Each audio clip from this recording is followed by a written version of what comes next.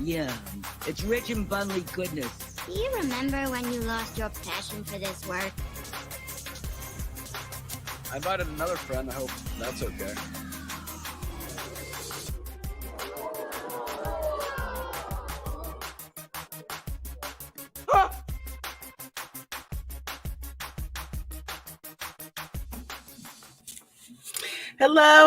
Hello, everyone, and welcome to my channel. I'm Reina Creole, bringing you that spice to sci-fi and pop culture analysis.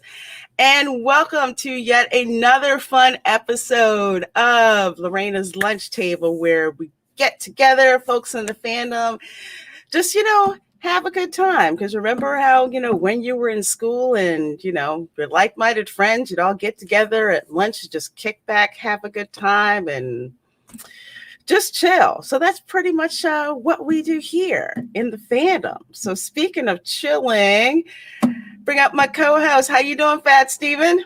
I've been working out. Yeah, I'm trying out for the new Hulk comic, as you can see. I'll probably bring better content. You like my ponytail? I do. All right, I do. Listen, I can't do that anymore. It's weird. Every time I look at that, I'm like, I can't even look at this. But that is just so weird looking.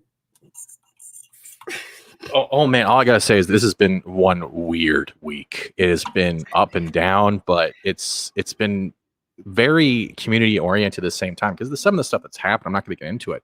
I got to actually talk and meet more people, and we're having even a better guest coming today that I've always wanted to talk to. And it's just what happened this week has, I think, strengthened the bonds with a lot of people. And it's a very good outcome, even though it came from a bad situation. And I'm enjoying this week and this Friday, and I'm hoping you are too.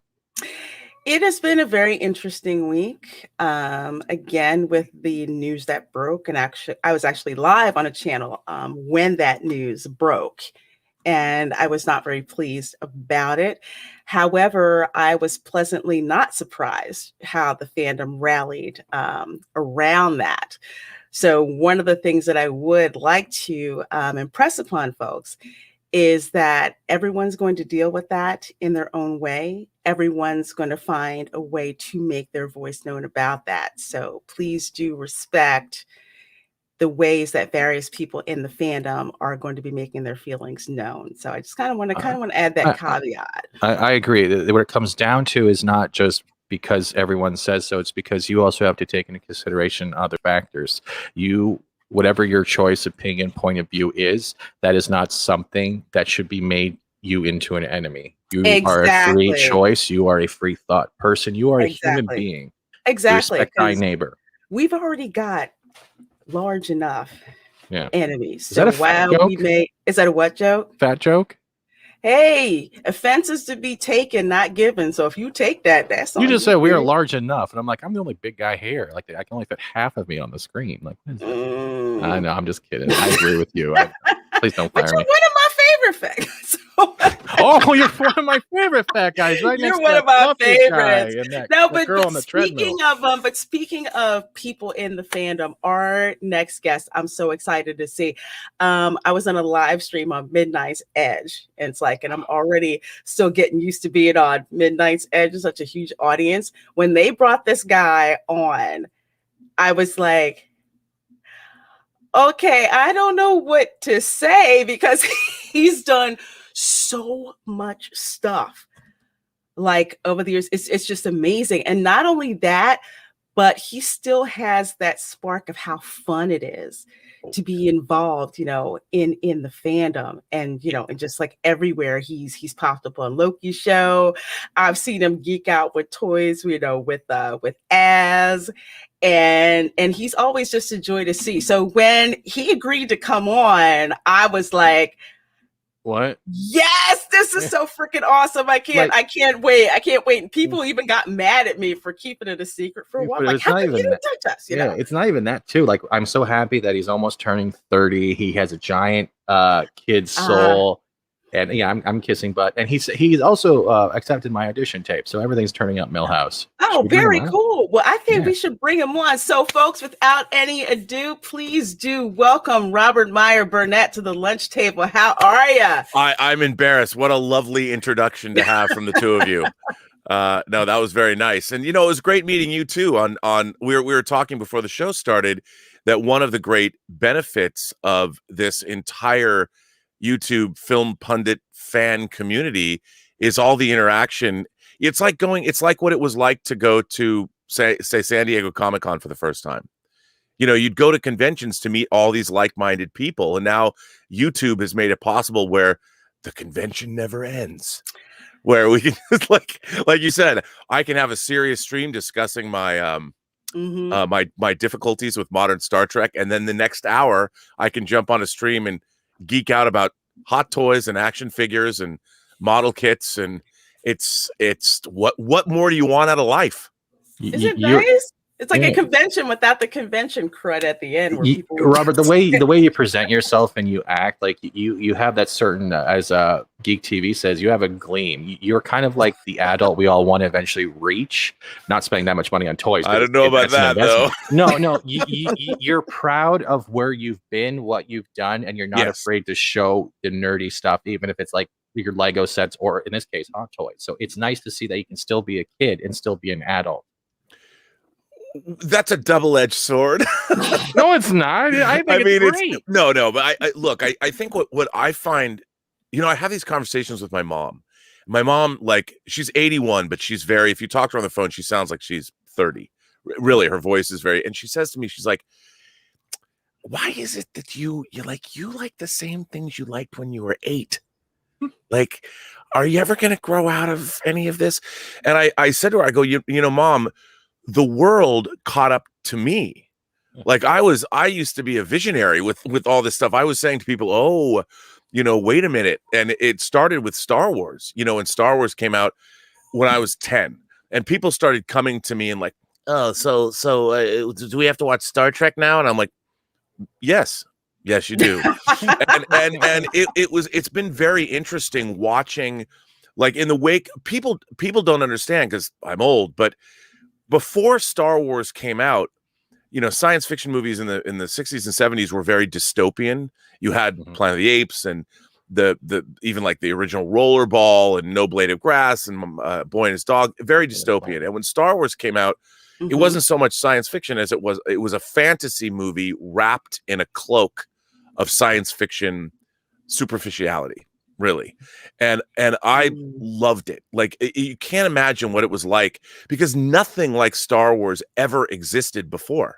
There was no cinematic vision even close to it. So from a standpoint like myself, who was a kid growing up watching sci-fi B movies from the 50s and Universal monster movies and Star Trek and the Twilight Zone and the Outer Limits, to see a movie like Star Wars suddenly become the most successful film ever made, and every single person that you met, no matter who they were, parents, kids, teachers, political cartoonists were doing Star Wars cartoons in the op-ed section of the New York Times.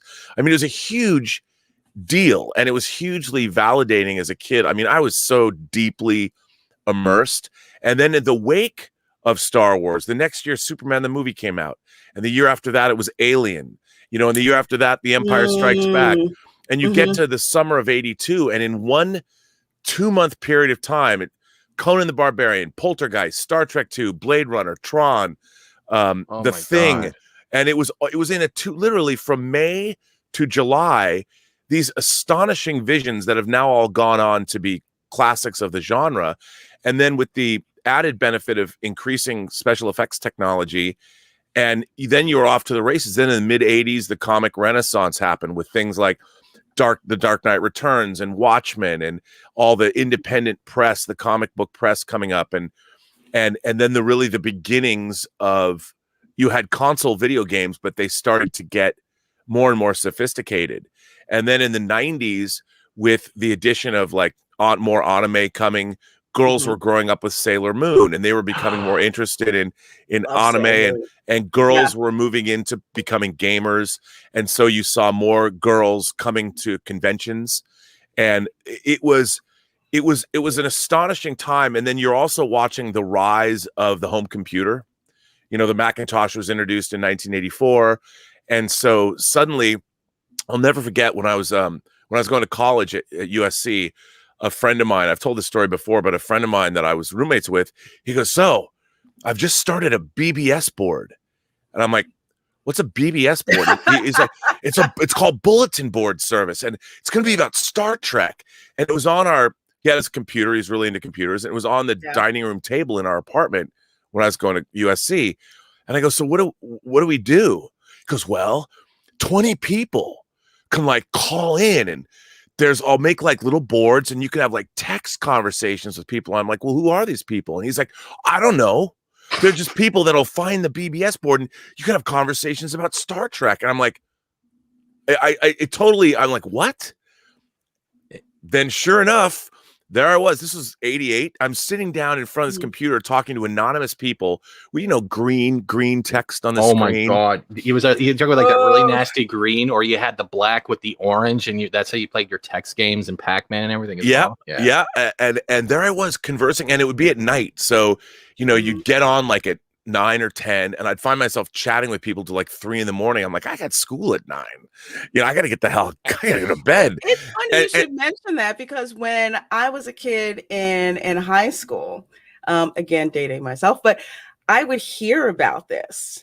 And at that point in time, like Prodigy, all of that, some of that was kind of like super expensive, especially for some kids where it's like my parents couldn't afford a computer. So I was working a part-time job to save up so I could get one, because that's what I wanted to do. Because I would hear about this from some kids who got one, and they were talking about BBSs and who they talked to. And they talked about this and they talked about that, and especially geek stuff. And I'm like, I'm freaking jealous. I want to do that one day. Hey, RC, the NYC, I skipped BBS and went right to AOL for DOS. Yeah, when I got my computer, then I could hop on to AOL. But I seriously felt like I was missing out with the BBS thing. AOL was huge because, like, first of all, how many AOL discs did people get to 64? It was but the chat boards by the mid 90s on AOL were amazing, because you had,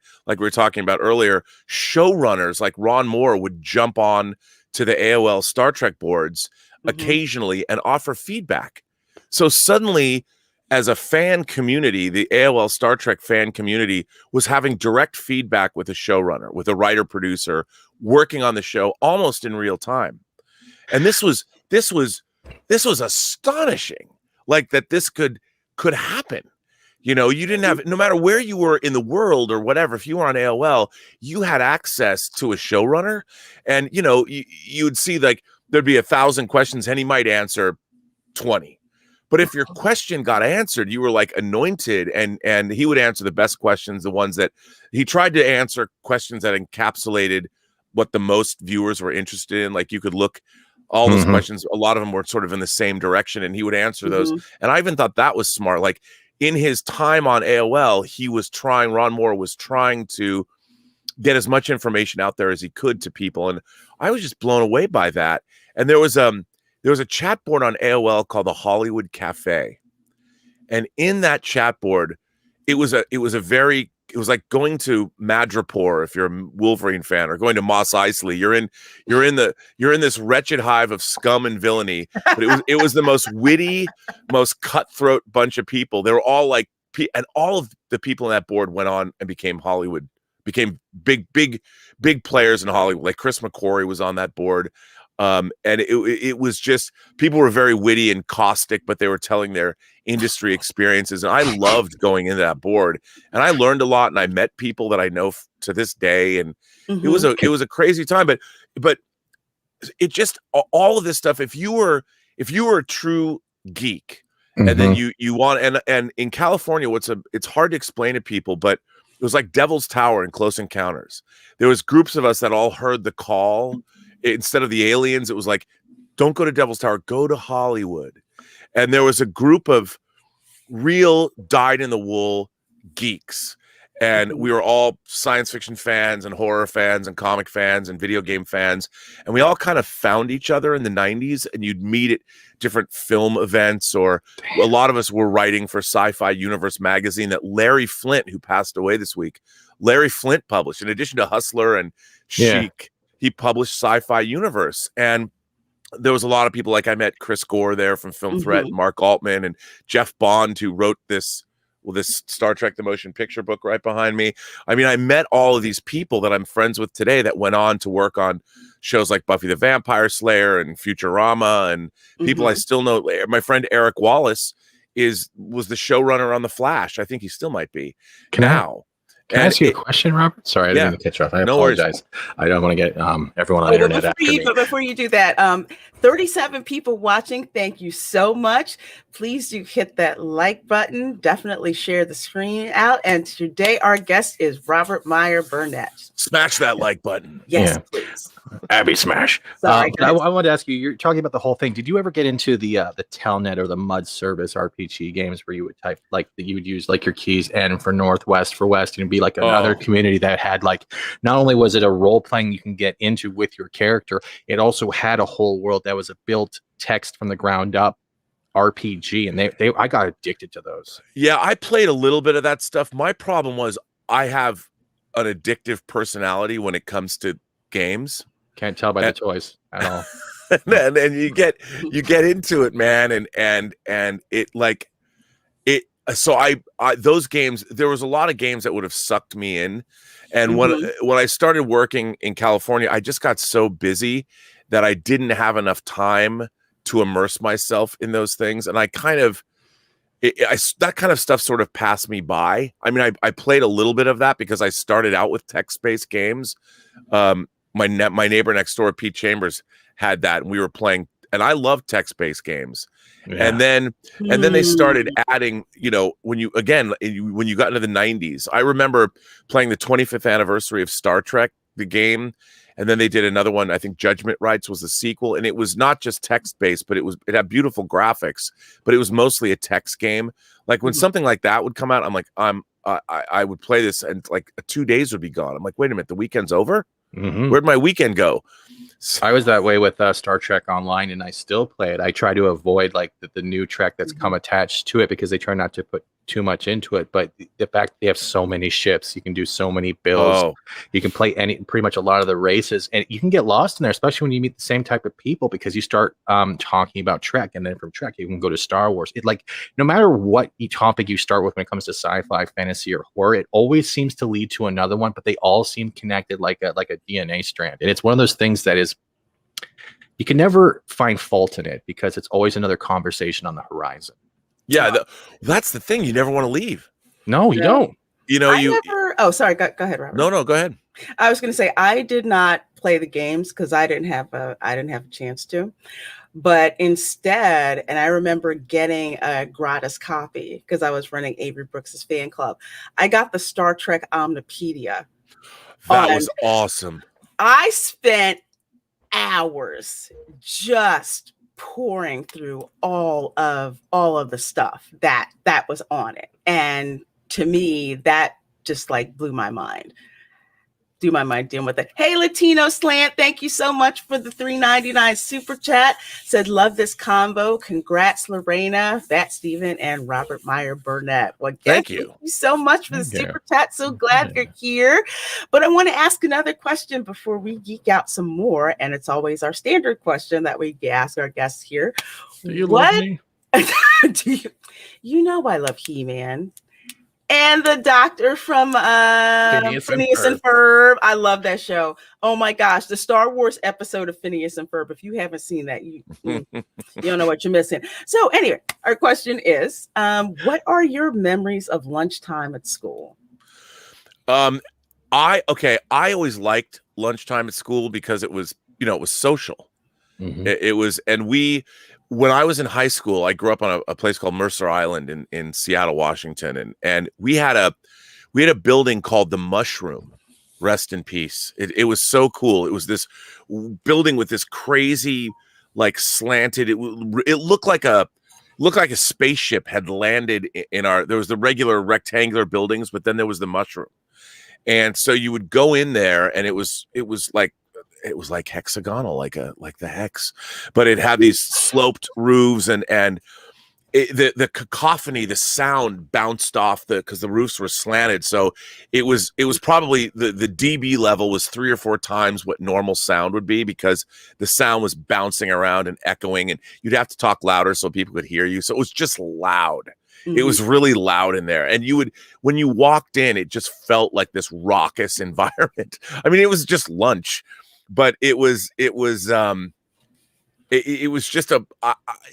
you in the middle of the day, you kind of got this infusion of energy, and it was just that noise of people chatting and talking, and the clinking of silverware, and those like faux plastic Formica lunch trays you'd get if you bought your lunch, like that sound of them landing on those Formica tabletop thing. I mean, it was that sound. Like the only place you ever heard that sound was like in a lunchroom at a high school, because that sound didn't exist.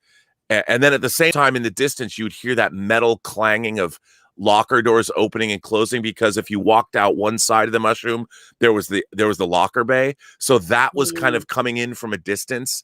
And so that was the thing I remember about lunch, was it was loud.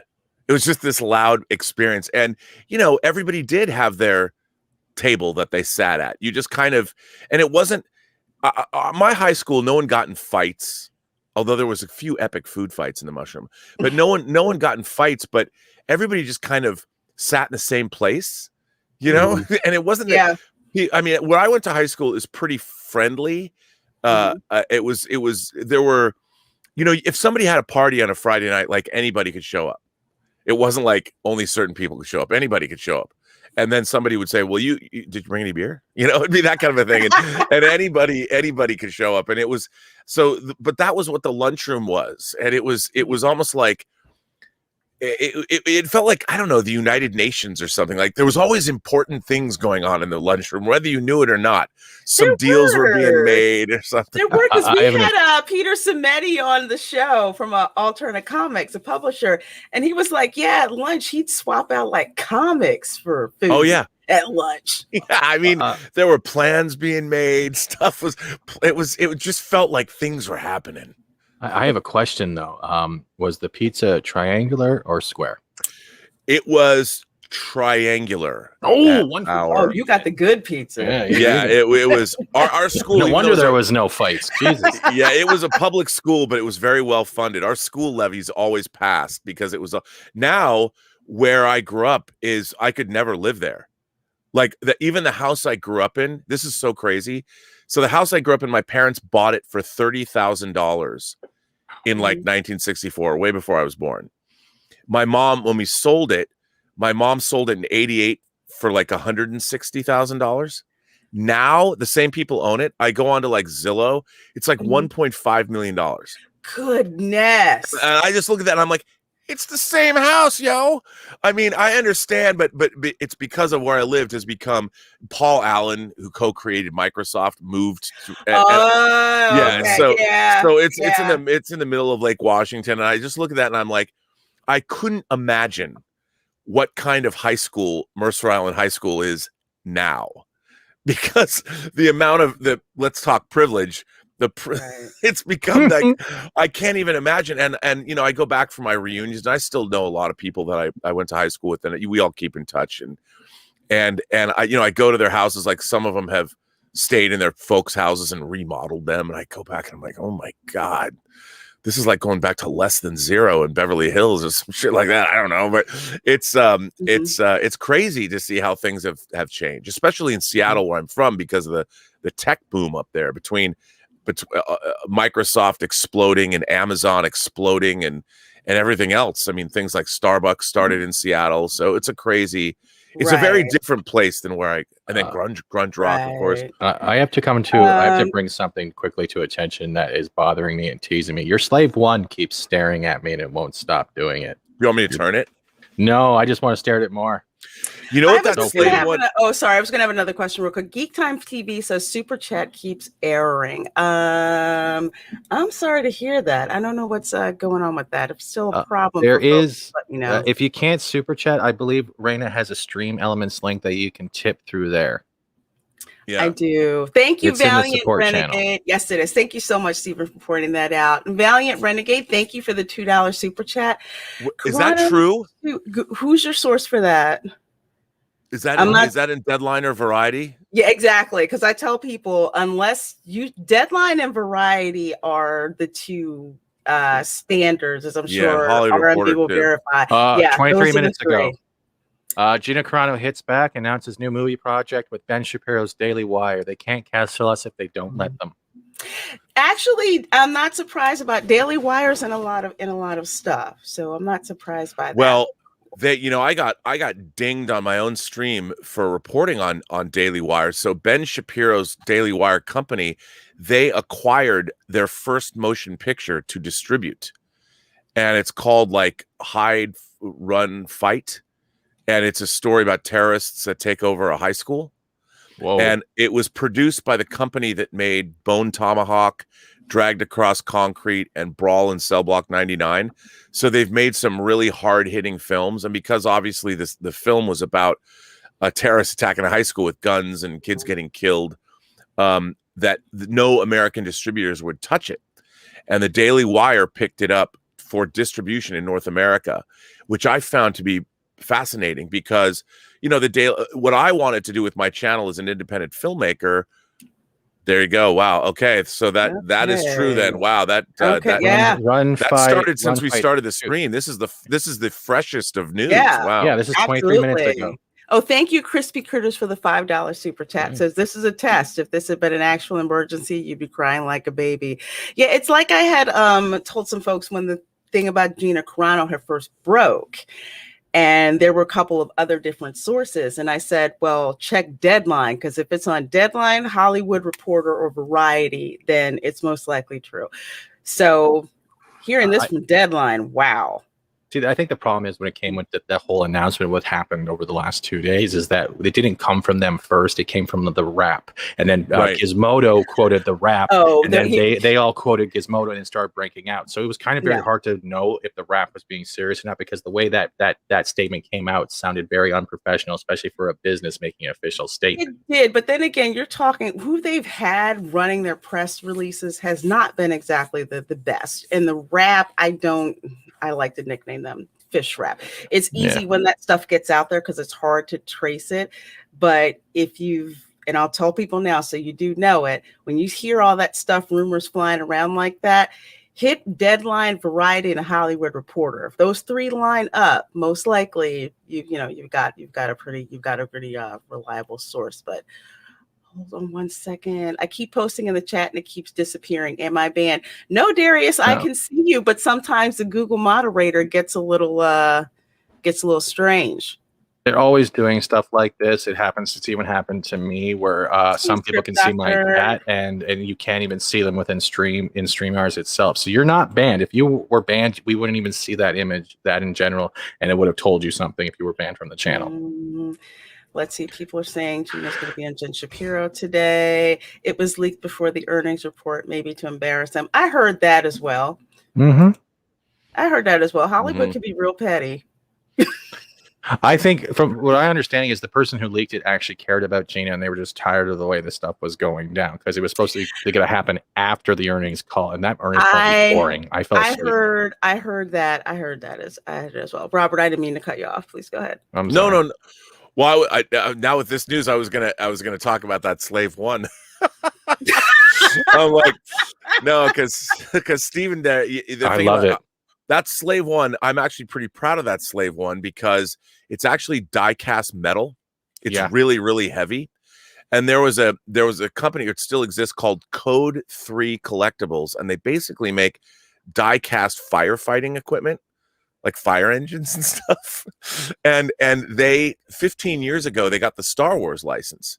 So they did die-cast models that are amazing. The first ones they did were actually based on the old MPC model kits, so they just made die-cast versions of those. But when they did the Slave One and like Darth Vader's TIE Fighter, which I have over there, and then the Attack of the Clones Rebel What are you assault doing this to me for? What are you transport. doing this for me? What are you doing to me, man? I'm just telling you, man. What are you doing? Because I love anything die cast. You know, give me Japanese die cast, and I'm a happy guy. The old Gen 1 Transformers toys. You remember those? Those were they like I had all of the Dinobots, and they were this nice chrome shiny red and gray and gold, and you wanted to be extra careful with them. And if your brother or sister pinned you off, it was a concussion with a tail. It was the best thing. Oh wait, I'm yeah. supposed to say that. But that's what that Slave One is, and it was funny because I have it, and I'm like, why? Because I haven't settled on what I want to do with this shelf here. I'm just moving stuff around, but I'm like, why do I have this cool stuff? And it's like put away in a box, you know. And I figured if I can't, being that I'm old and I have one foot in the grave, I'm like, if I can't enjoy something, anything that's in boxes, it's either coming out and I'm going to display it or I'm going to get rid of it. I'm going to sell it. Because otherwise, what am I saving it for? My death? I'm going to be some like Egyptian pharaoh, bury me with my action figures. I would so do it. And then you would always be eternally with the original trilogy and a Slave One. I would. That is true. But then somebody else would be. Maybe after I die, you would wind up with this Slave One. Maybe I would bequeath it to you in my will. Don't tease me, Robert. Please don't do that, because that was my next joke, and you're gonna break my heart if that's not true. Joke. Crispy Critters knows Code 3. They make vehicles from the Thunderbird series and the TV show Emergency. Yeah, I never got really into. I was probably too busy to get into collecting the figures. I think the only, besides the Playmates figures for DS9, which I collected those. Oh, those are. That was such a great line. Wasn't it? It was so detailed. Did you ever get the 8-inch ones too? Because they made some pretty good Cisco's with the cloth uniforms and the little ones were great, but when they started doing the 8-inch line and then the 12-inch line, they did some pretty good Cisco's. Yeah, I don't think I got those because I was really broke as a poor college student, so I couldn't get those. So I just had like the 4 to 5-inch ones. So those ones I got. But they were great.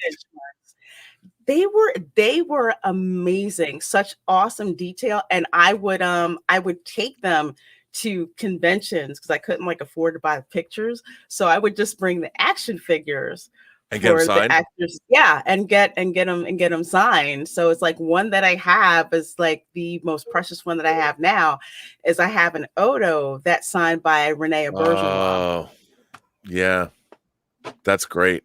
Those figures are great. I have a lot of the Playmates figures still because they made a lot of figures you couldn't. Wow, that was the RSO. That was your Jedi soundtrack. And look at that. I need Forlom and Zuckuss and Dengar because I don't have 12-inch versions of those. They made them, but I don't have them. I need them. These for $2 in a Value Village up here. So they still have the sleeve on them and everything, and I still haven't taken them out of the box, and I won't. But that's the original Return of the Jedi on vinyl with the sleeve still in there. Yeah. By the way, somebody black screen, dude. Geek Time TV says they're gonna have to rename the Slave One to Prisoners with Jobs One. Yeah, I saw that. I'm just like, dude. You know what's so funny to me about that? Like I was watching. I do this show with my girlfriend, whining about movies, and we talk about movies, and we were talking about Gladiator. Mm-hmm. You know, and the idea of there are a lot of slaves in Gladiator. Ancient Rome had a whole slave culture. There have been slaves. Human beings have been enslaving other human beings since the dawn of time. You know, and there's slavery going on now on this planet. Mm-hmm. Oh yeah. Didn't apes do it to Charlton Heston in that one movie? Or was that reality? I couldn't tell. But it's like the idea of that, you know, when they decided Slave Leia couldn't be Slave Leia, she had to become Hutt Slayer Leia. And I'm like, if you're a kid, is that better? So Leia's now the murderer. She's Jabba the Hutt was a bad dude, but after all, he was just a crime boss trying to make his way in the universe. Mm-hmm. Did she have to be called the Hutt Choker? Then at least Hot Topic could sell it as a necklace. It's like so. Eventually, what speech is not going to be offensive? Like, can you imagine the depths of having to speak to somebody? Like how many words you're going to have to think every single word that comes out of your mouth? I mean, Star Trek with the Orion slave women, Mhm. and now it's the Green Orion animal woman. I'm like, is animal woman better than slave woman? Ooh, that's a nice slip. I think with some people, well, with too many people now, people think that they have the right to not be offended. And a lot of this has come to my mind because of the sequel to Coming to America. Now, Coming to America, love that movie. You sure as heck can't make it now. But with having them do No. the second one, I'm just like, how long is it going to take before they start taking stuff out that's un-PC and trying to make it PC and then wind up screwing up the whole premise of the movie? And it's like, and I don't like having to watch a movie thinking of, okay, well, what woke stuff are they going to put in there? What stuff is that you could say in the first one that you're no longer Well, allowed to say let's in the take it, and Lorena, we can go right away with Bendis trying to change Black Adam to Shazam, which is pretty much not only messing up Shazam and Black Adam in general. It's so stupid it doesn't even make sense. And he's like, oh, rumors are just rumors. I'm like, bro, we just saw the pages in the comic book of people going, here comes Shazam. It sounds like one of those. Oh, I'm sorry, Stephen. Hey, Darius Munchausen for $2. Right. My chats keep disappearing, but I'm here listening. Well, I can see your chats in StreamYards,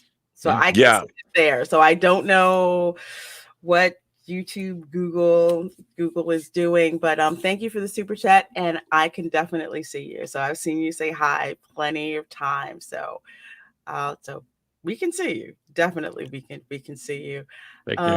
Any Mel Brooks movie is unmakeable today. Oh, especially Blazing Saddles, man. That is, my favorite Mel Brooks movie. It used to be Spaceballs, and then I saw Blazing Saddles, and I was just in tears. Hey, Ricardo Gill, I'm so glad. And yes, glad to hear about that. Is a pretty impressive room Seagal's got there. Look at that. Working. Thank you so much. That vision you see there is actually signed by the voice actor Ron Robbins. He also did the voice of Dr. Bad Vibes from the Cops animated series. Wow, that's cool. He has so many comics, and it's interesting because seeing his comics wall, I went back because I have my it's like my comic stash in like a bottle because I had it and then I didn't see it for like 20 years. And I'm digging through old Starlog magazines. And that's where I found issue 11 of Vision and the Scarlet Witch. Yeah, like I said, I mean, I want to get rid of, like, if you see, I've been buying omnibuses or absolute editions, hardcovers of all my favorite comics. So I've been going through my long boxes. I am now looking. Okay, you can't see it, but it's over there. There is a stack of, it has to be 30 long boxes that are stacked up. And I don't collect individual issues anymore. Like, I've pulled stuff that I'm going to get slabbed, CGC slabbed. But I'm like, I got to get rid of them.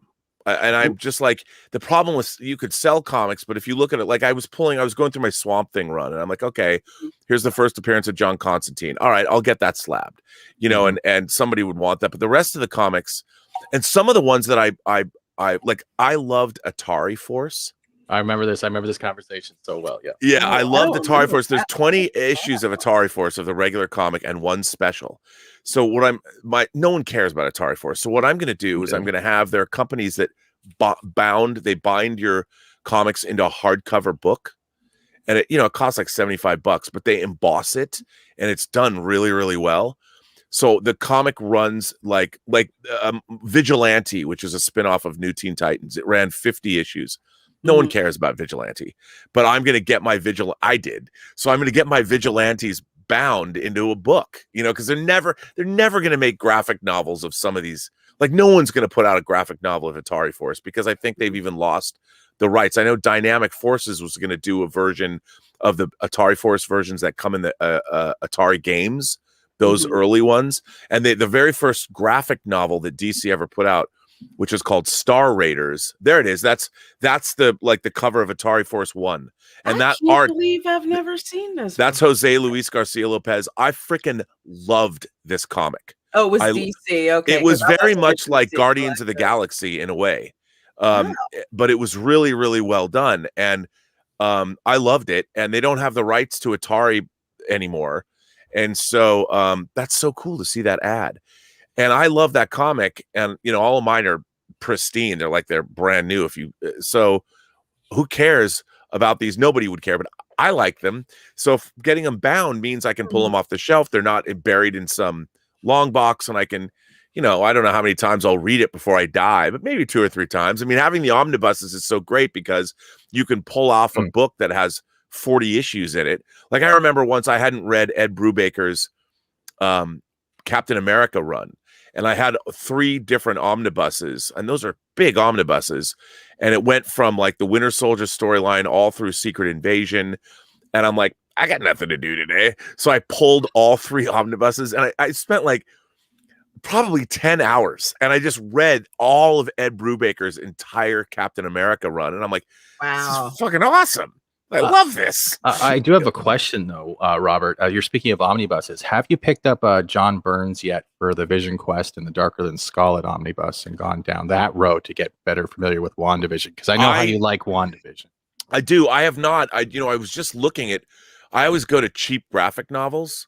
I look at cheap graphic novels on Amazon, and I saw that, and because the New Mutants graphic omnibus came out, and Bill Sienkiewicz's The Moon Knight omnibus just came out a couple weeks ago. So I was looking at those, but I was looking at the Byrne stuff because the Byrne Avengers omnibus is coming out. Oh my God. Yeah. And I was looking at this, and they're still expensive. I mean, it's like, you know, even if you get these omnibuses like $125 a pop, and then cheap graphic novels will have them for like $75. But, you know, it's like, I look at this and I want to get 6 of those. And, you know, that's a lot of YouTube money.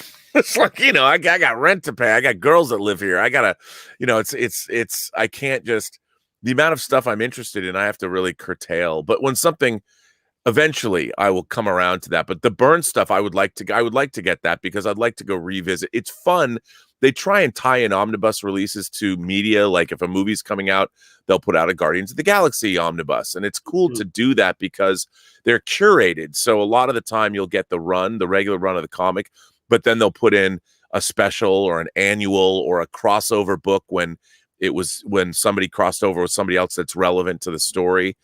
And I really like all that because I find my comic collection just to be unruly, and I can't stand. And I'm like, I don't even know what boxes. It was fun to dig through them though. I'm like, why did I buy Sonic Disruptors? I bought a lot of garbage in the 80s and 90s. I'm like, why did I buy these comics? You know, and because I used to go to the comic book store. I remember when I was on my paper route.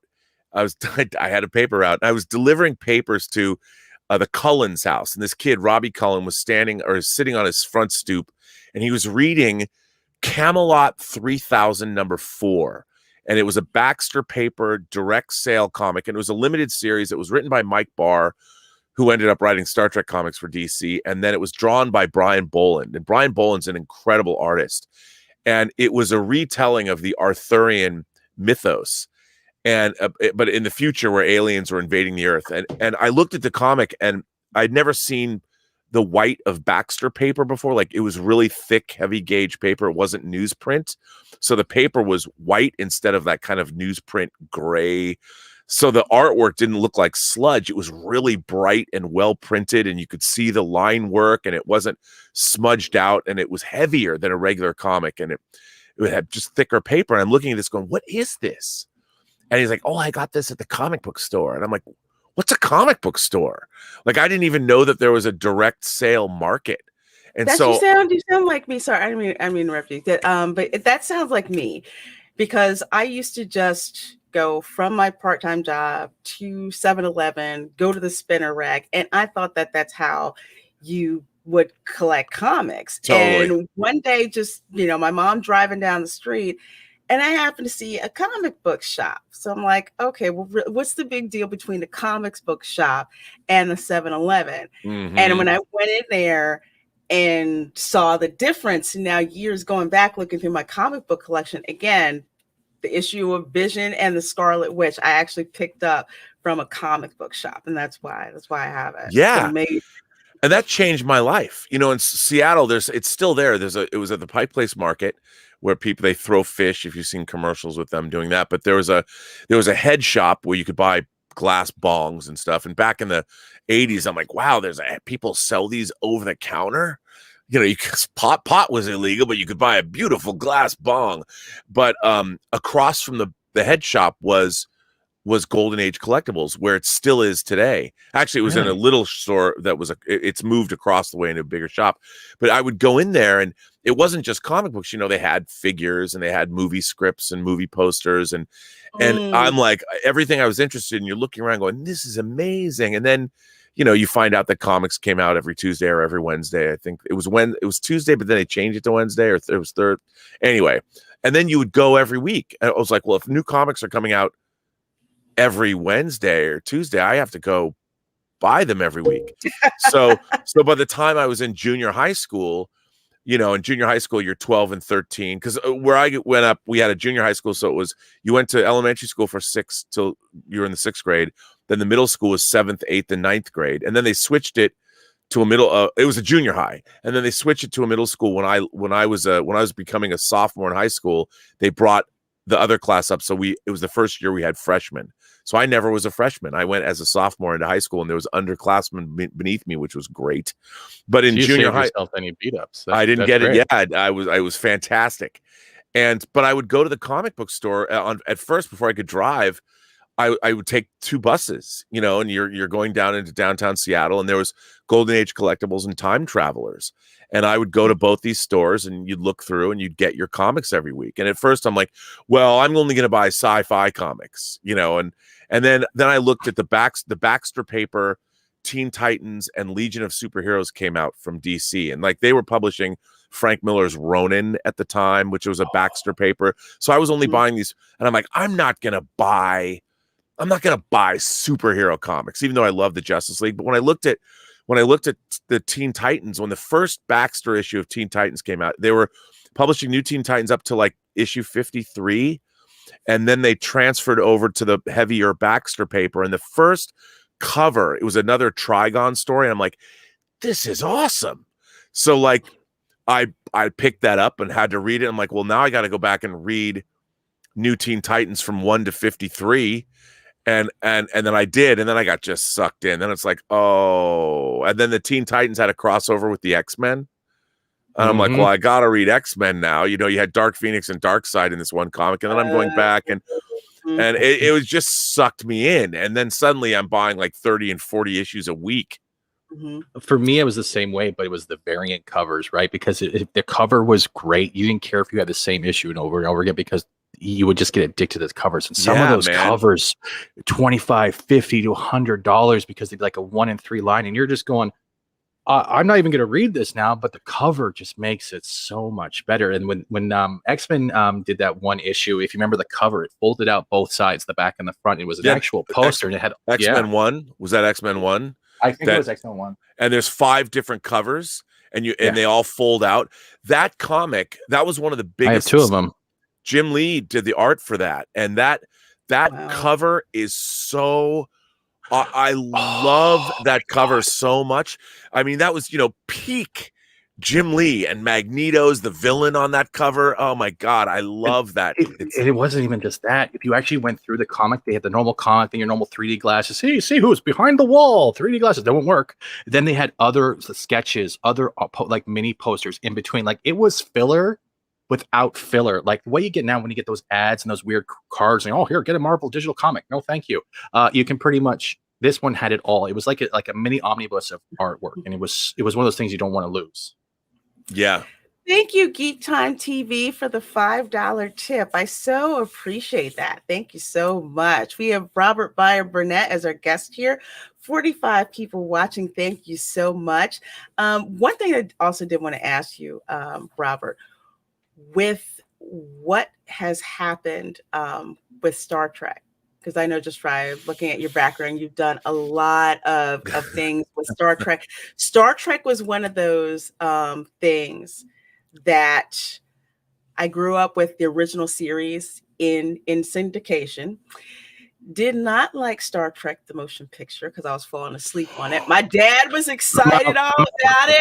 And I'm sitting here and I'm sleeping. I'm just like, this does not look interesting. However, what I tell people is don't discount representation.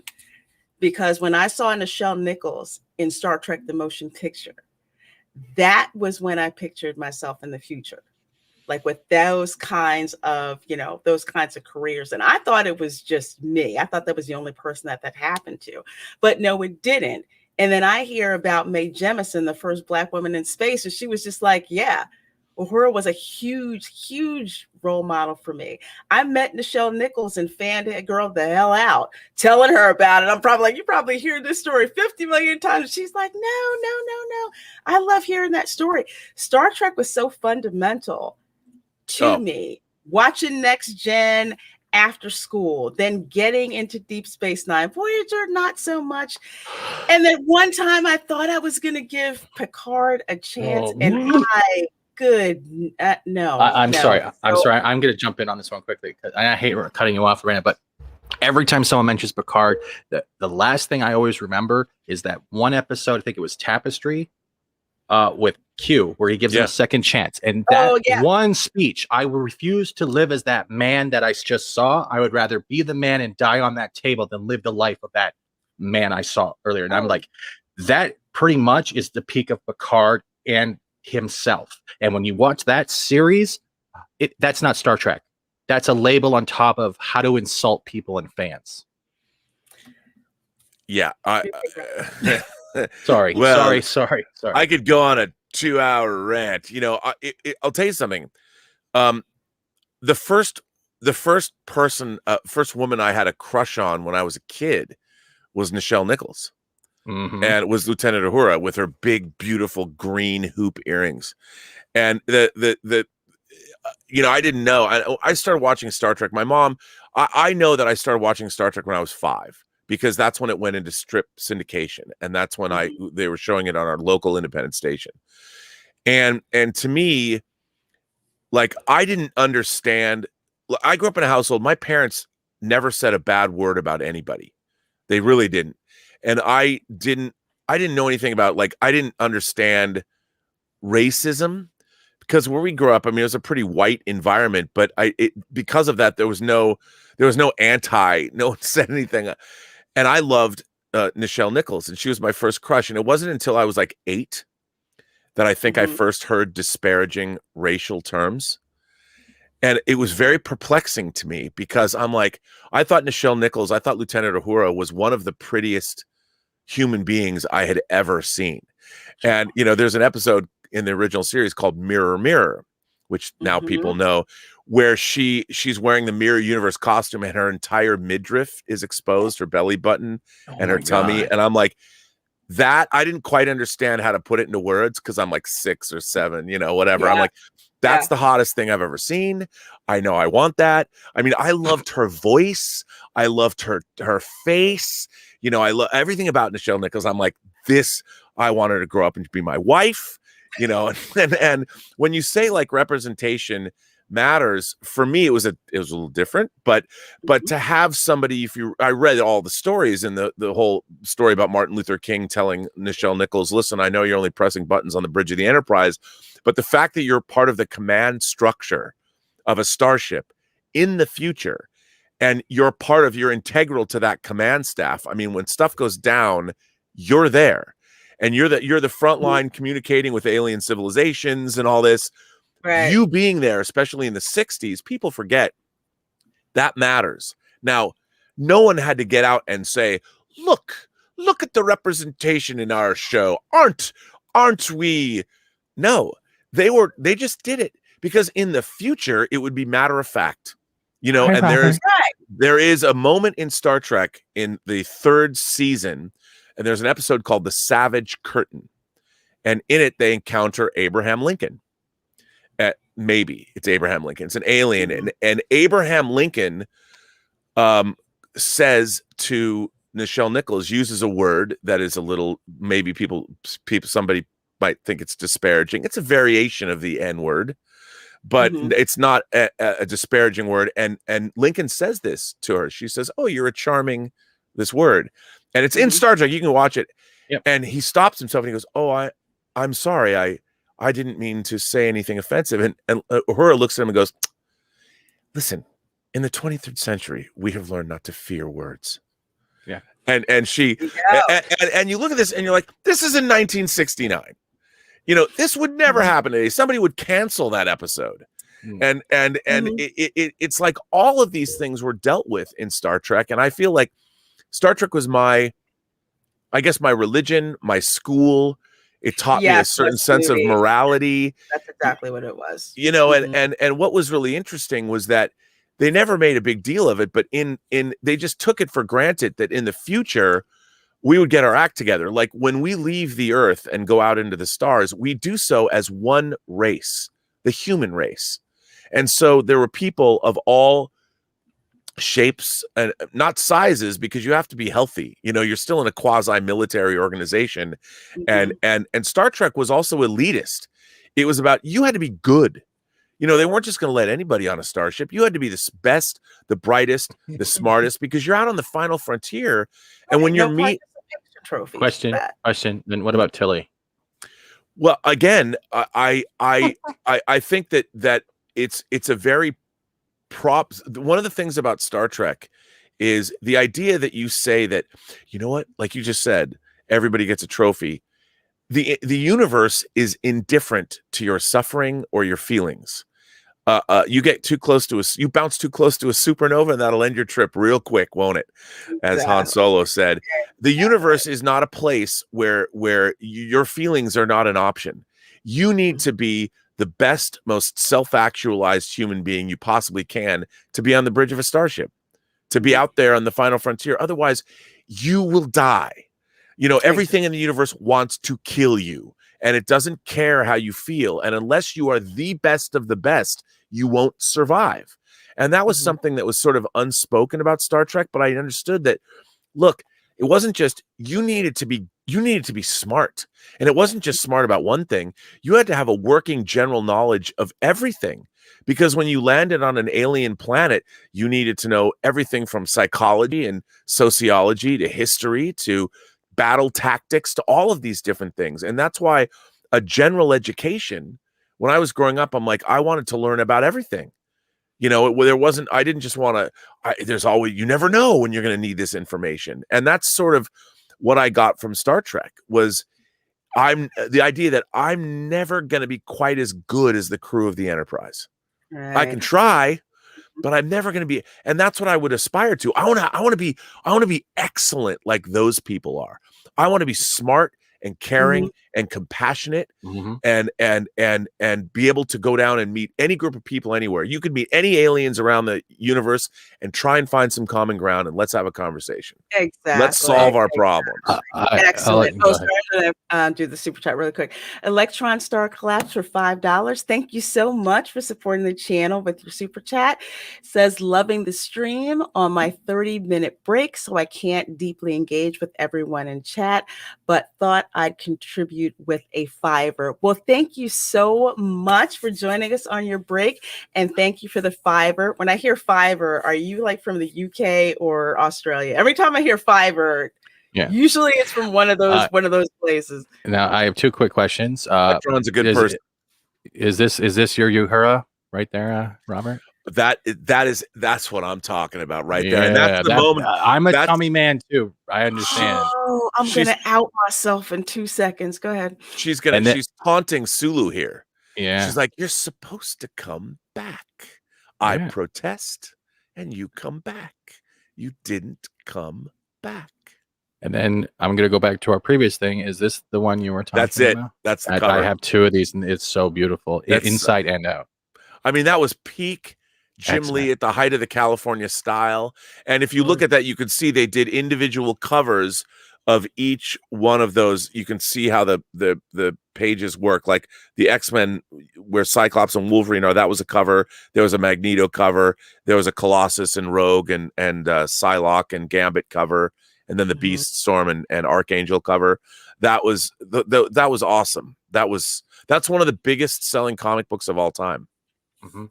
This is a really good comment, Robert Anderson. And actually, it tails onto what Crispy Critter said. Starfleet was the best of the best. They were all scientists and engineers. And also, Star Trek was a celebration of the hierarchy of competence. Yep. But today, to claim to be competent is to oppress those who are not. To compete for reward and win is to deny a more deserving minority.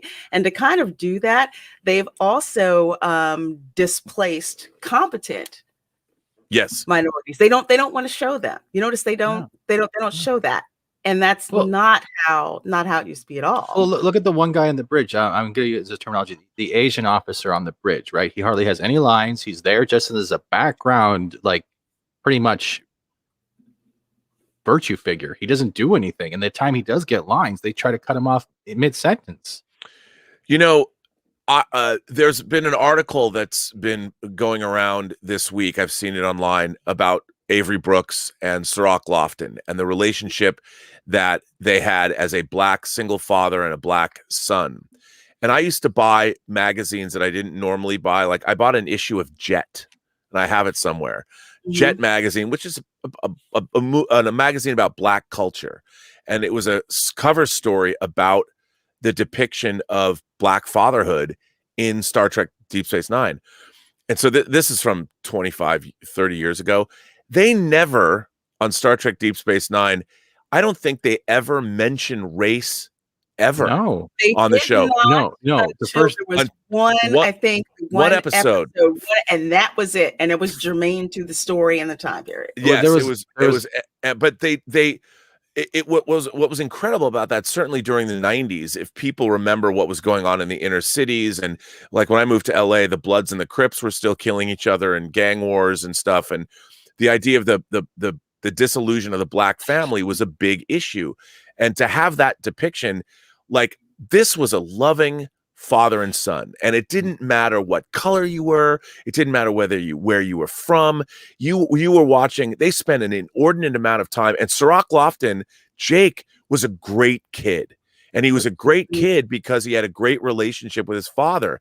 And there were episodes, like if you watch the second season closer, the Jem'Hadar, you know, Quark and Rom and Quark and Nog and Cisco, the Cisco's, the two of them, the four of them go on this, we're going to go on a planetary survey. And they don't, Cisco doesn't want to take Nog or Quark, but he has to, you know, it's like, okay. And they all go for like this father-son sort of field trip. And of course they run across the Jem'Hadar, and it basically starts the outbreak of, it ends with a Galaxy class starship being destroyed, which is incredible.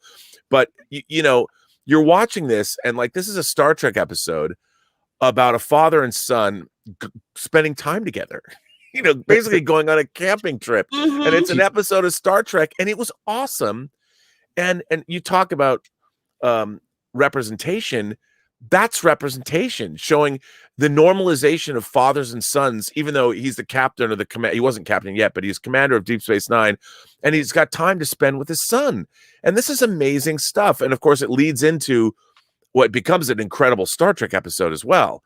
And so they didn't have to. And this was in the mid 90s. This is 25 years ago. Yeah.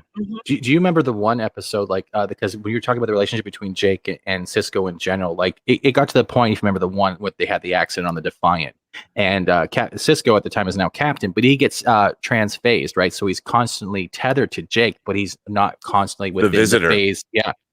And he keeps coming back in different ages of Jake's future, to the point where Jake sacrifices his life to detach him from his dad, so he can still be with his dad in the past, but retained all the memories. Oh yeah, Cisco retained the memories, and that was just amazing. The one where they did the Bajoran ship build, and they tried to get from Bajor to Cardassia without warp drive. Yep, that was amazing. The solar sail ship. Yeah. Eagle Moss actually makes a model. No, Eagle Moss did. It's little, but Eagle Moss makes a model of that solar sailor, it's so that beautiful. Bajoran ship. And you know what's so funny to me is you look at these kinds of things, and I love Deep Space Nine. I mean, I love Star Trek. I haven't loved all of Star Trek, but those are the kind of things that were happening in Star Trek all the time. And you know, if you really think about it, think about the kind of, if you look at the cast of Deep Space Nine, it's incredibly, I mean, people talk about diversity. It's an incredibly diverse cast. Absolutely. And nobody has to say anything about it. And by the time you get to season 6 and 7, when Cassidy Yates comes on board, not only do you have Cisco having a great relationship with his son, he's got a great relationship with the woman in his life. You know, I'll give you a little hint, Robert. Since you brought up your her, mine I think was Kira. When Kira was my crush, because for some reason the short hair and the way she carried herself, she was a strong female. She didn't take any crap, but she was always kind of like, I'll try to give Odo a chance. My mouth and my brain are messed up. And when that dynamic started kicking, especially with Vic in the Hollow Suite, like it was great. It was so good. And Vic was another one. He was literally a living hologram that not only could interact, but he maintained the memories of every interaction. Holograms didn't do that back then. No, and how about the fact that Kira ends up in a relationship with Odo? Yeah, well, that's after two Bajoran, not ministers, but people of faith. Yes, but we're talking, I mean, that's interspecies. Yeah. You know, I mean, technically Odo can turn himself into any shape he wants. That's the right, but he's still an alien. You know, and can you imagine nowadays if someone like Odo, if there was a founder, a shapeshifter that lived on Earth, and somebody they wanted to get married, like a human being wanted to marry an alien? Can you imagine the outcry you'd have for?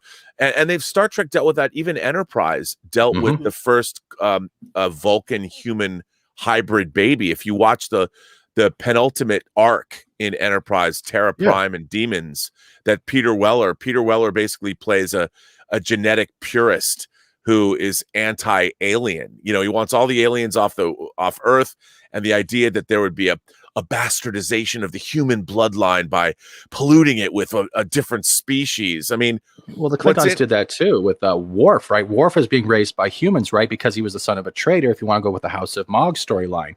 And it made a lot of Klingons judge him, not just because he was a traitor, but because he was raised by humans. And they would use that against him. And then you see Worf show off his Klingon. And that's why Jadzia kind of fell in love with him too, because he maintained his Klingon honor. Let's also forget there was also Kalar, who was half Klingon and also half human. Yeah, Alexander was also half human. What a kick-ass character! That broke my heart. What happened to her? I was inconsolable for like weeks.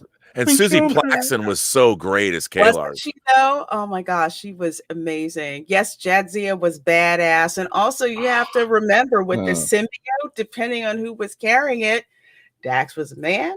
Or Dax was a woman.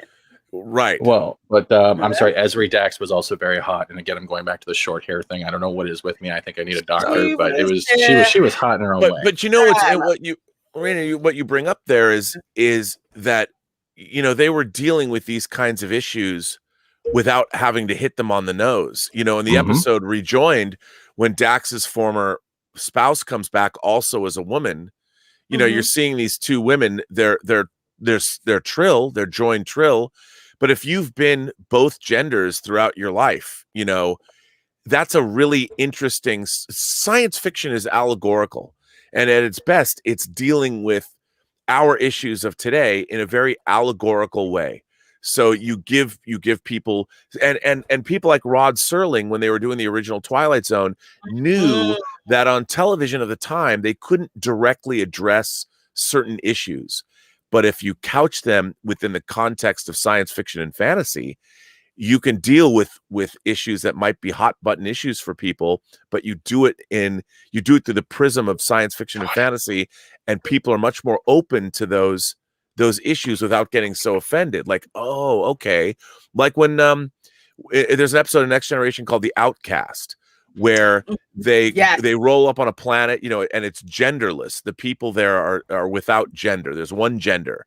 And there are some people that feel male yearnings or female yearnings. And Riker falls in love with one of these characters, Soren, who, not Malcolm McDowell's character in Generations, but Soren, who feels like she, or feels more like a she than a genderless person, and they fall in love, and it becomes hugely scandalous. Well, they even did with Babylon 5, remember? Because we had the commander of Babylon 5 station falling in love with not a centaur. I can never get the names right. Mimbari. Mimbari, thank you. Yeah, Mimbari. Delenn, when Sheridan falls in love with Delenn. And their relationship was something that was very strong. They were very honest, open with their feelings, but they always had each other's back, especially in serious situations, especially the Shadow War. Oh, yeah. Shadow War was amazing. And what's interesting is HBO Max a couple weeks ago just dropped a remastered version of Babylon 5.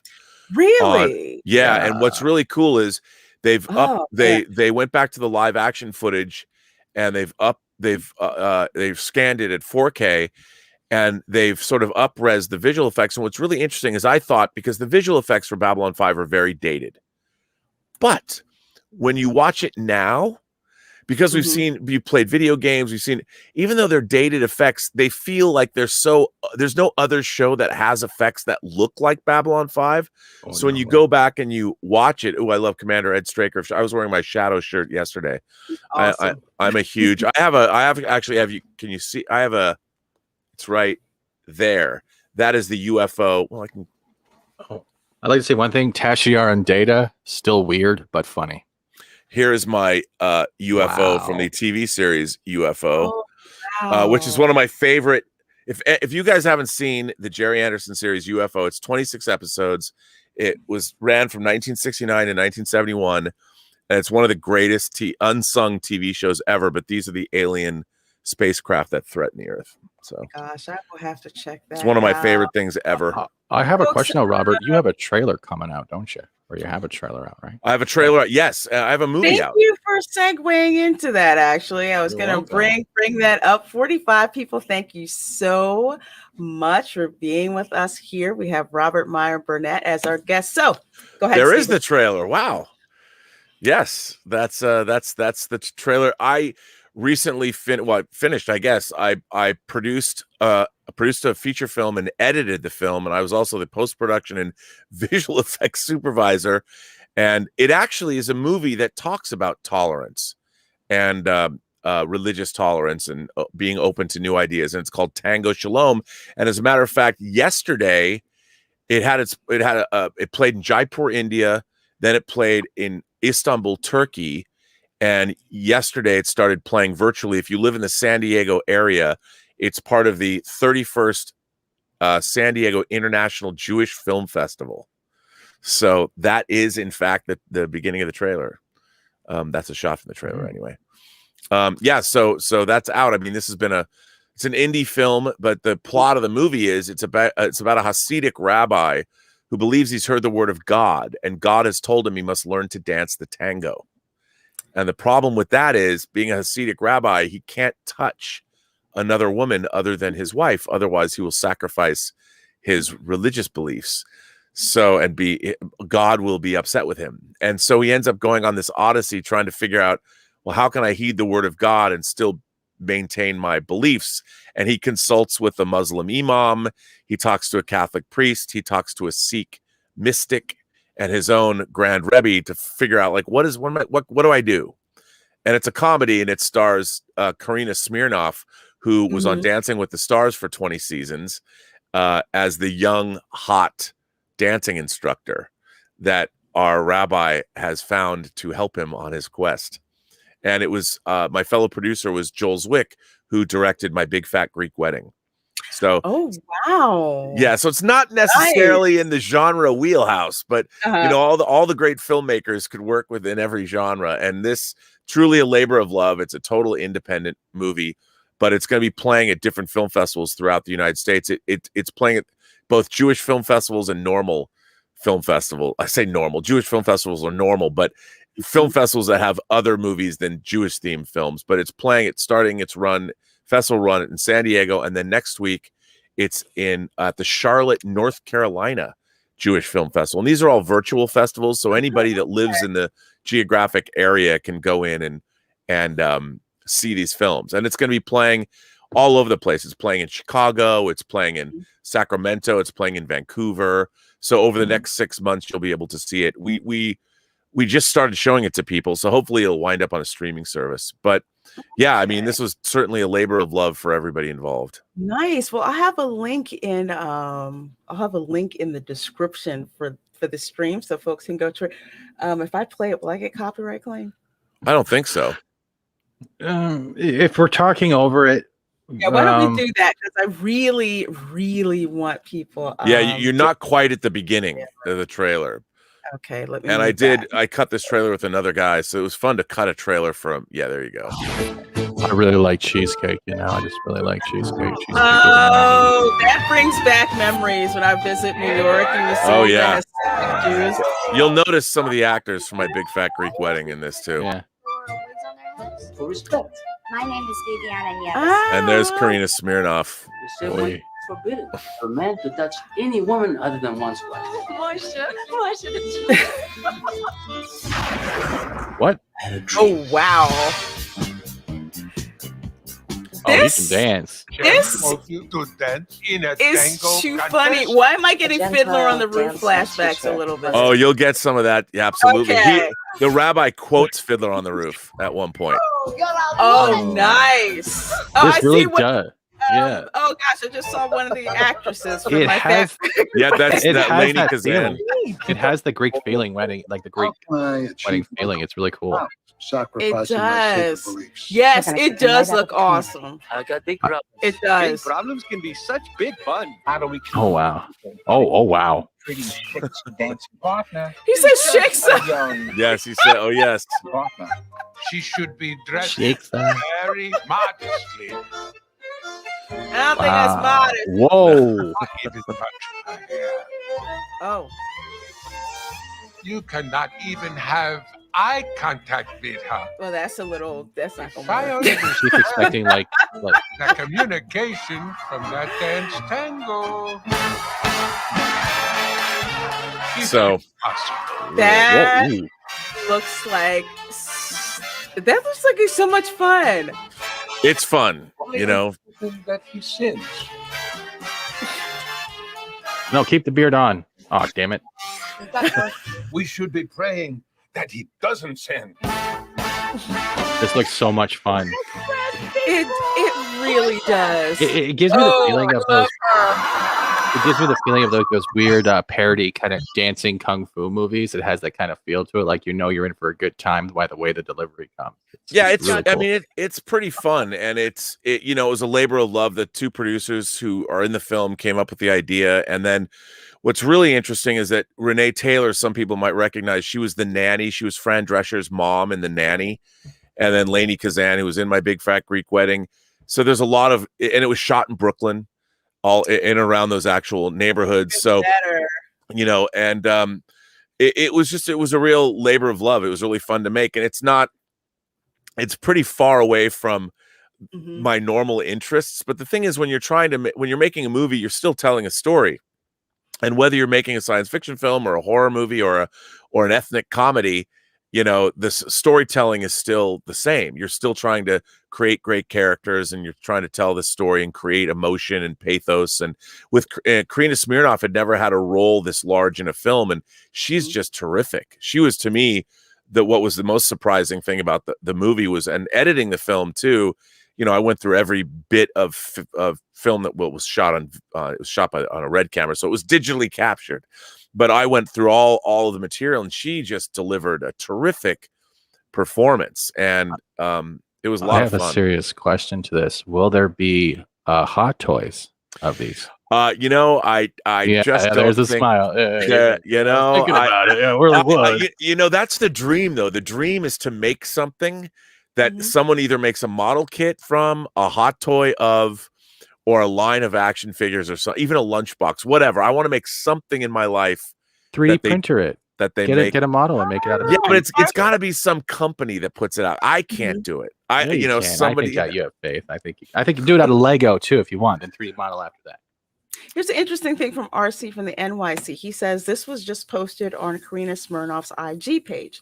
Awarded Best Comedy and Best Actor for Jocelynito at Yeah. Montreal Independent Film Festival. Yeah, no, That's that Montreal, so. happened, and then it won the Critics Award in Jaipur, India, which I thought was really interesting because part of what the movie is about is religious tolerance, and there was some people that were criticizing like that you have an Orthodox rabbi like walking into a Catholic church, which is not something that would normally happen in my whole thing is that this guy is on an odyssey that he's been sent on by God basically, and he meets, and I'll tell you something interesting about this movie. So one of the things I love about Ron Moore and David Icke's reimagining of Battlestar Galactica is that whether you're religious or not, God is kind of a character in Battlestar Galactica that you never see.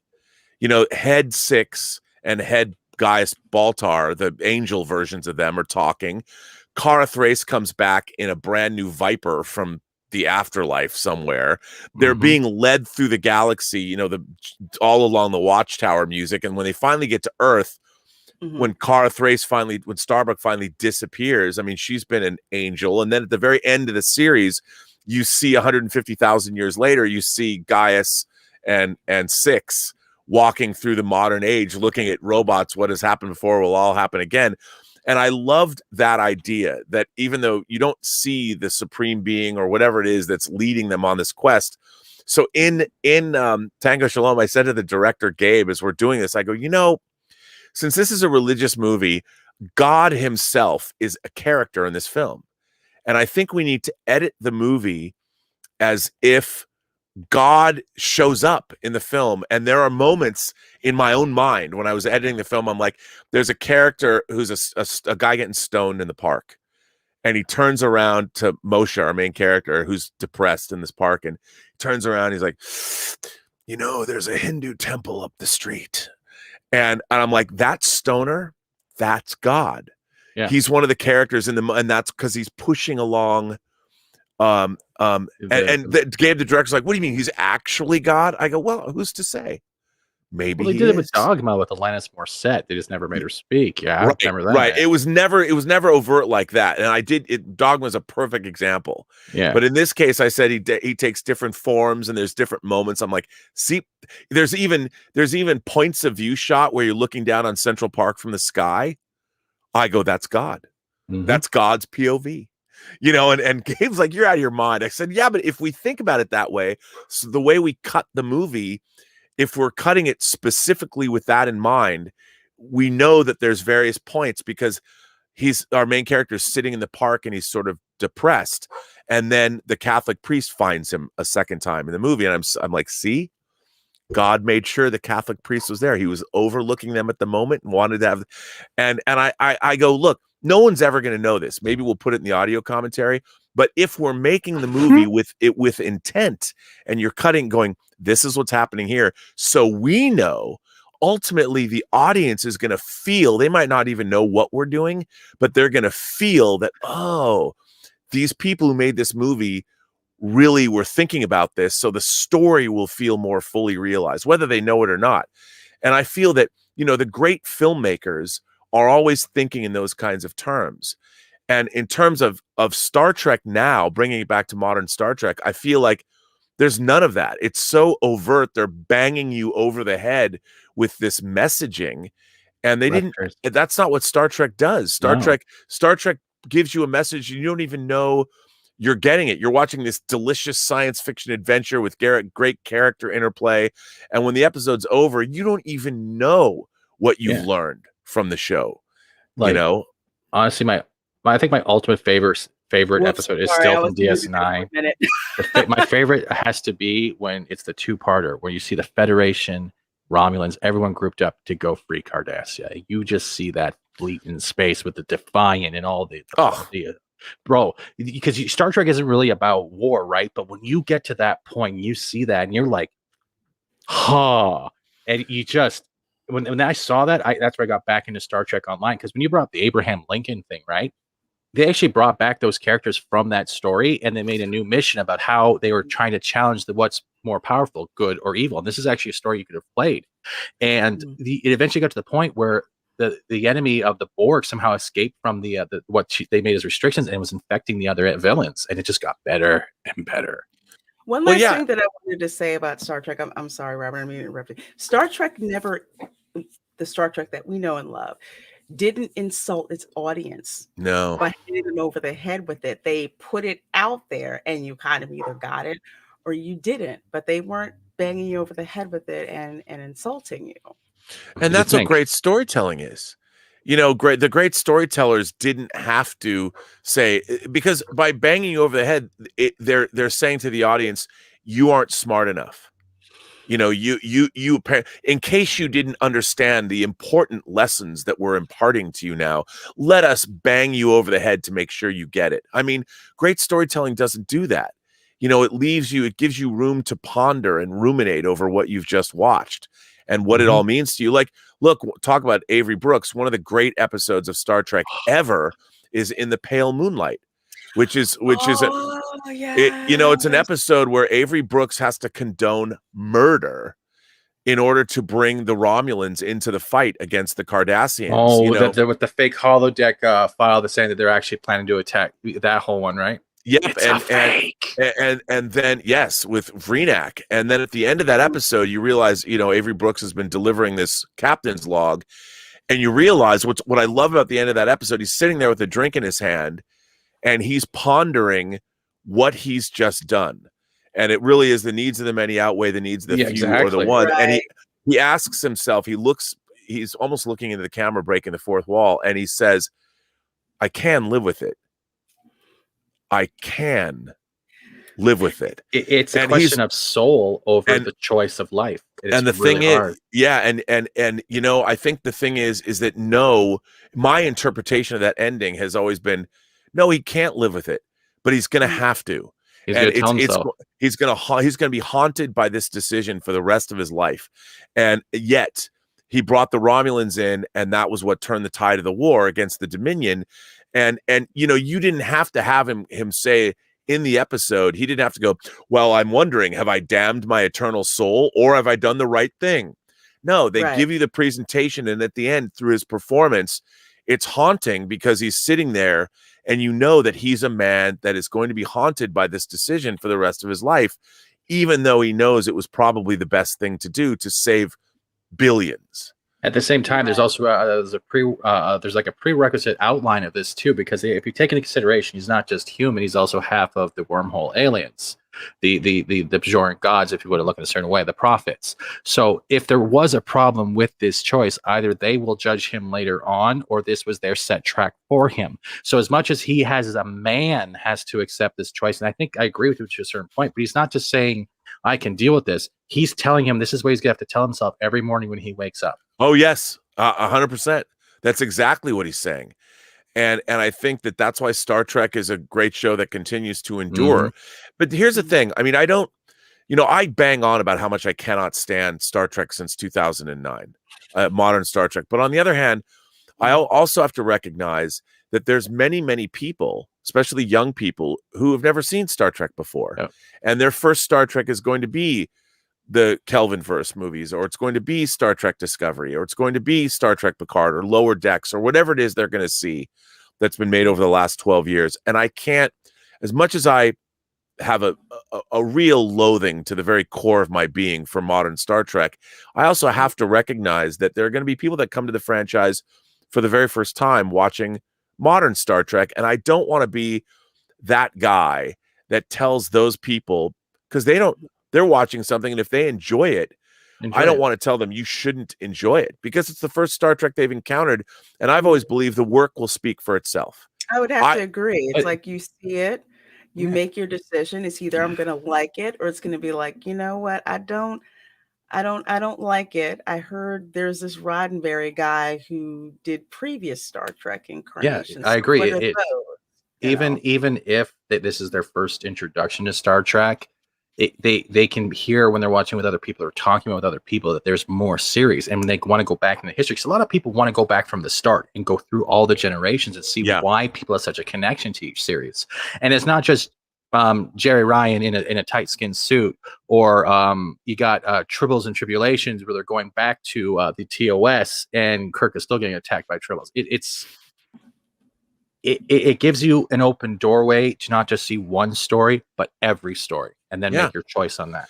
And I think what we don't want is, as fans and as people who love all this stuff, every generation has their own touchstones. Whether it was growing up, it was Transformers or Teenage Mutant Ninja Turtles, or you started reading the Harry Potter books and got into the movies.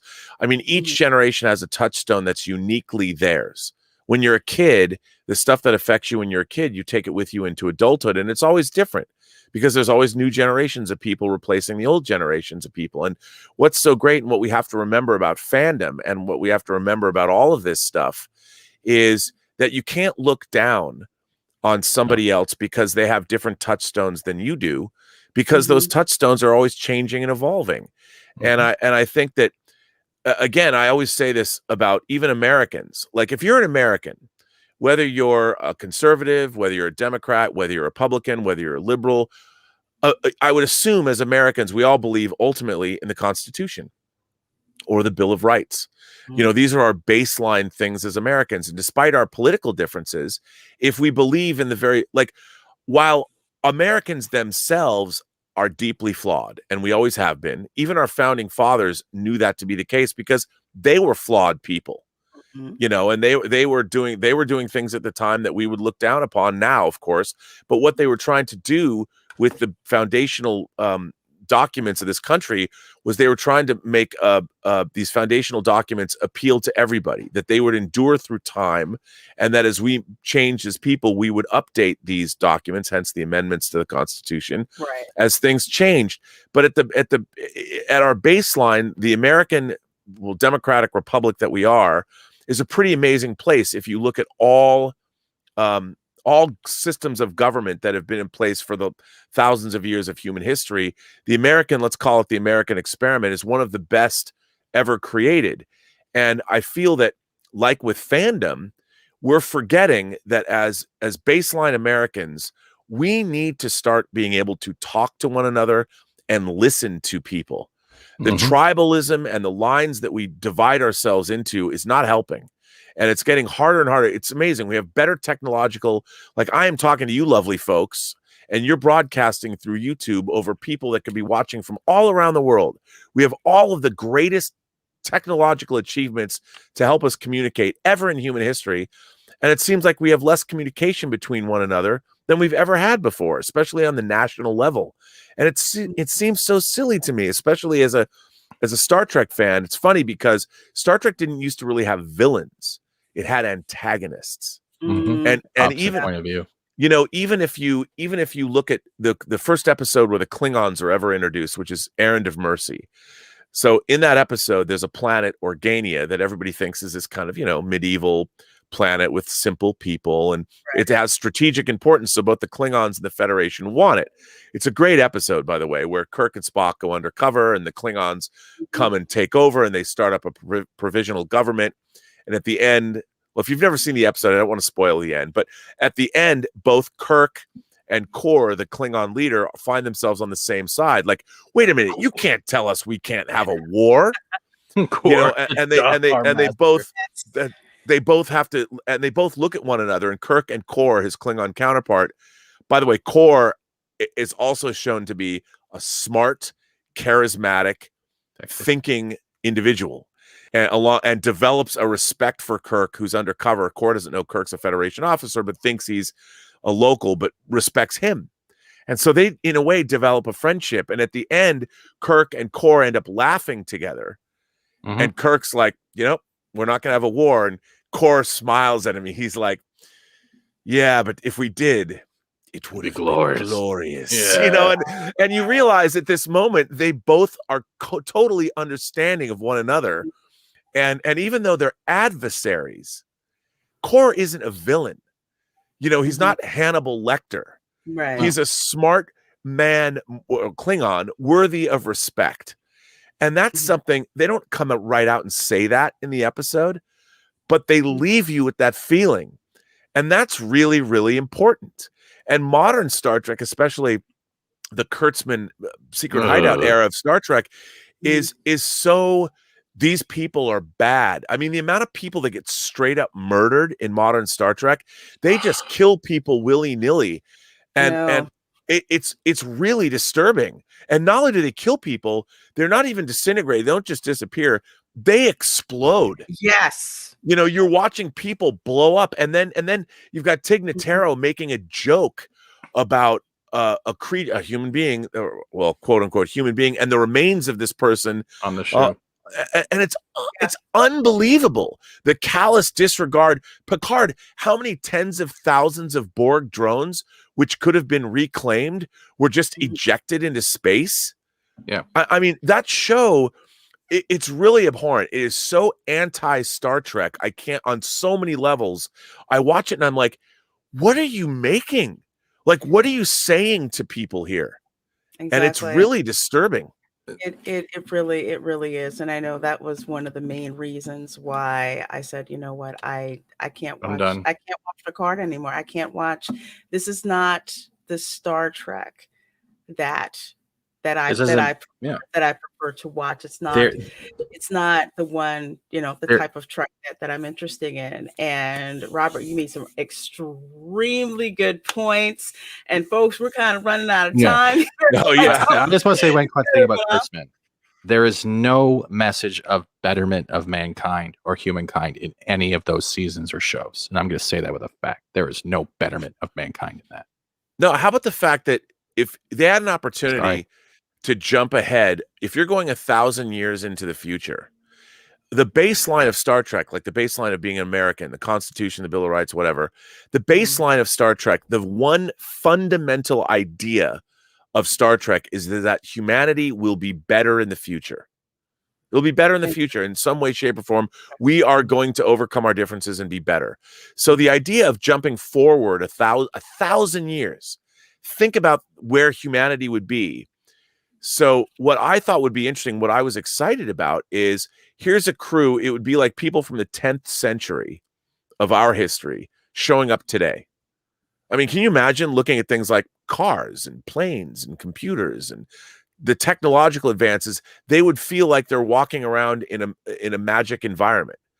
So I was hoping that the Star Trek crew would be launched into a future that was so alien, even though it's human beings, and you'd be dealing with transhumanism and human beings that were multi-species and all kinds of things. And they would be the ones like, where are we? We can't, where's our place in this future? Right. And that would be what but no, they gave us the most simplistic, dumbed down, Mad Max apocalyptic future they could possibly give us. And basically they took Star Trek backwards, you know, into the time of the post-atomic horror that you see a little bit of in Next Generation or Star Trek First Contact. And there was no aspirational value to what we were watching at all. And basically you were watching an amalgamation of cliches that we've seen in a million other shows and movies.